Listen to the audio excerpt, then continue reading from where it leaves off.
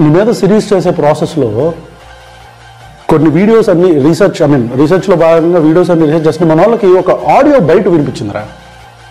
ఇతనెవరో నాకు తెలియదు. ప్రశ్న అని ఒక యూట్యూబ్ ఛానల్ పెట్టుకున్నాడు. కానీ ఆ యూట్యూబ్ ఛానల్లో వీడియోలు చూస్తే ఇతని జీవితం ఒక పెద్ద ప్రశ్నలాగా అనిపిస్తుంది. ఎందుకంటే ఆ వీడియోలో కంటెంట్ ఉండదు. మొదటి నుంచి చివరి వరకు అన్ని బూతులే ఉంటాయి. ఇతను ఒక బూతు పురాణ పితామహుడు లాగా అనిపిస్తాడు. అంటే ఏమనిపిస్తుంది అంటే జీవితంలో బాగా ఫ్రస్ట్రేట్ అయ్యి, ఇరిటేట్ అయ్యి, డిప్రెస్ అయ్యి ఒక సైకోలోగా మారి జీవితంలో విపరీతంగా ఫీల్ అయిన ఒక మనిషిలాగా అనిపిస్తాడు. ఒకటి.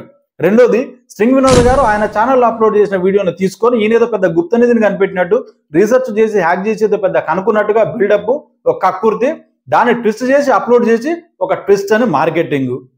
Listen to this. హలో అన్నా, నమస్కారం. నమస్కారం అన్నా, are you on drugs or something? What?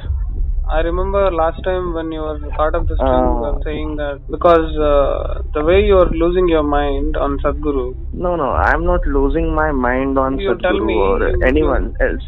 You tell me why you listen. Tweeted that edited part of the Sadhguru without looking at the full video of Krishna thing.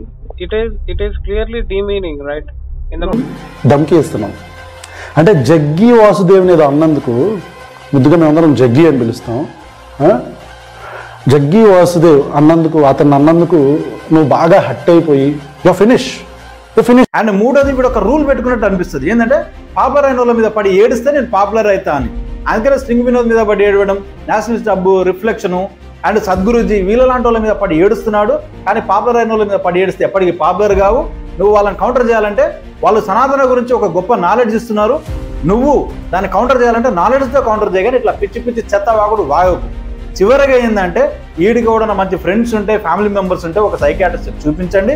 లేకపోతే వీడి ఇట్లా anti social ఎలిమెంట్గా తయారవుతాడు, సైకోలాగా తయారవుతాడు. 4 రోజులు అయితే మీకు మిగలడు. కాబట్టి దయచేసి వీడిని ఒక మంచి హాస్పిటల్లో చేర్పించాల్సిందిగా మనవి. జై శ్రీరామ్.